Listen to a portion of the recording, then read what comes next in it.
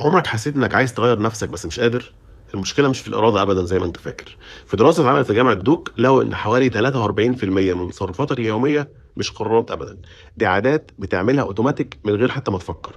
يعني حياتك في الأساس بتتبني من تفاصيل صغيرة جدًا أنت حتى مش واخد بالك منها. مؤلف كتاب Atomic Habit مَر بتجربة صعبة جدًا، اتصاب إصابة خطيرة في دماغه، حياته كلها وقفت وما قدرش يبدأ خطوات كبيرة بعد كده، فعمل العكس، كتب سطر واحد في اليوم وعمل دقيقة واحدة بس تمارين، ومع الوقت العادات الصغيرة دي تراكمت وغيرت حياته بالكامل.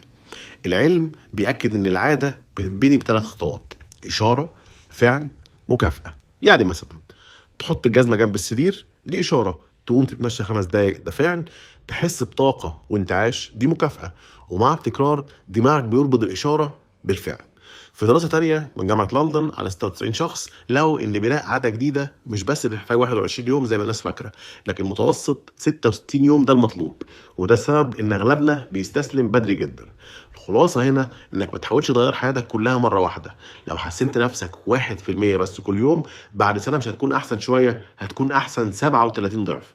ونفس القانون، لو سبت نفسك تسوق 1% كل يوم، حياتك كلها هتنهار من غير أبدا ما تحس. سلام.